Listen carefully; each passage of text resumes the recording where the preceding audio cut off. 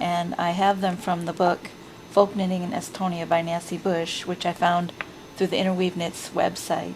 And this is my first Fair or Norwegian mitten knitting in two colors in the round on double pointed needles, and I struggled a lot to try to resolve a few problems that I was having, and I thought what I would do is record how I was able to overcome some of these challenges in case they're common to knitters who are learning how to do this as well.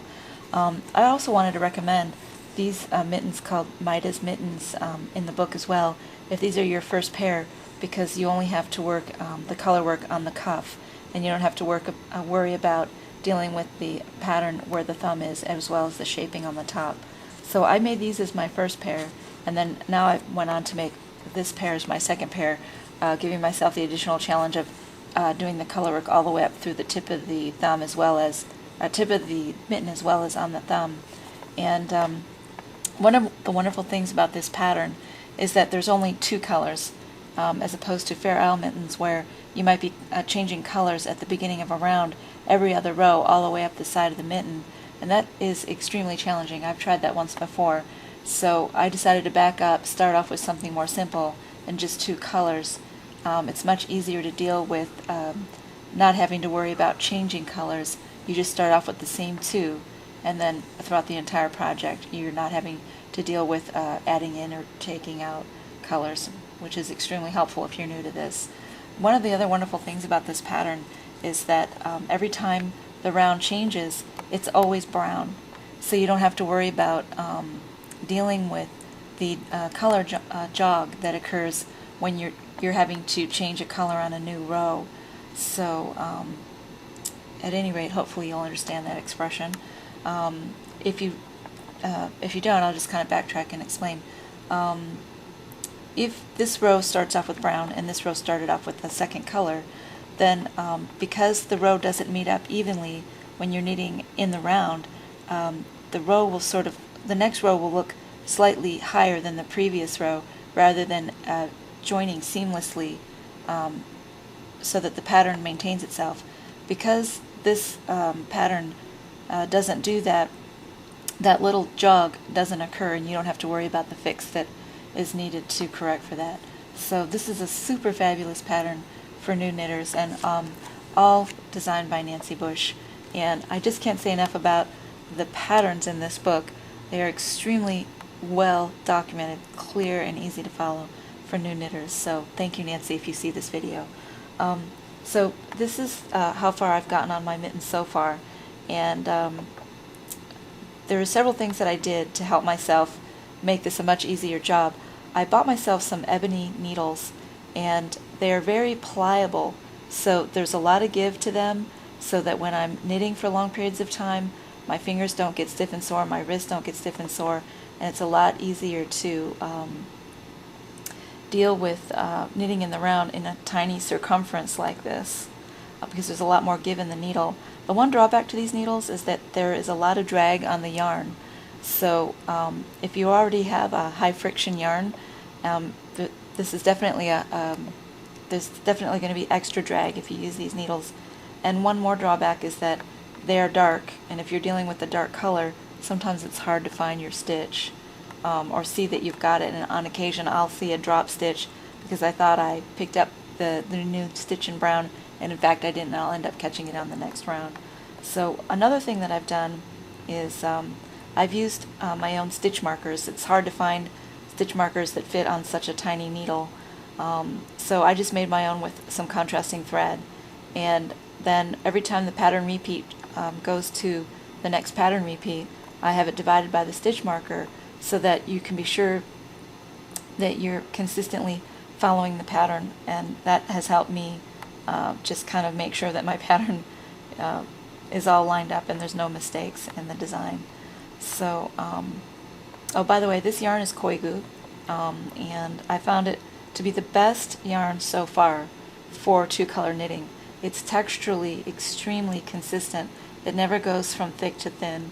The colors are all hand-dyed. They're extremely beautiful, and just a wonderful pleasure to work with. All my stitch markers are by Koigu as well. These are sort of colors that I like to work with. So the next thing, what I wanted to do is actually demonstrate how to deal with knitting in two colors in the round. And the biggest challenge I think you'll have if you've already taught yourself two-color knitting is dealing with the little problem of how to cope with the float on the private side of your knitting where the two needles join. And when I first started doing this, what problem I kept having was the float was too tight, and because I was very fearful of having it too loose, and then I ended up having the knitting all bunched up where the joins, the needles joined, or it was too loose, and sometimes my stitches looked really stretched out, or even little holes were developing where the needles joined. So this is really why I wanted to create this video, is to demonstrate how I was able to solve that problem. So what I thought I would do is just knit across one pattern repeat so that you can see how I deal with that. And I knit with one yarn in each hand. So just if you knit in a different way, I don't know if this is going to be helpful for you or not, but I'm just going to go ahead and knit as I usually do, and hopefully you can get a sense for how the problem is resolved. Basically, I've got the next needle on the left under my pinky, and I'm just kind of letting it rest there, and that tends to prevent the stitches from stretching out where the needles join on this end. And then, as you can see, I'm just keeping everything held together on my left and right hand like this. So at any given point in time, you're sort of dealing with 4 needles at once, but it's not as hard as you might think. Your hands kind of fall into it. It really does feel natural. I think your hands will help you find a natural place to keep everything held together once you give it a try. The first time I tried this, I threw everything down, and I walked away for 2 years because I had nobody to look at. That was one of the biggest reasons why I wanted to videotape this, because I think this is a very visual art medium, and just seeing is everything. So my pattern starts off with 1 brown, and then I'm going to go to 2 greens. Hopefully you can see this. And this part won't be new to you, I think, just the standard 2-color knitting if you've already mastered this part. And this is where it gets a little tricky. I can't always see the brown yarn on the brown needles.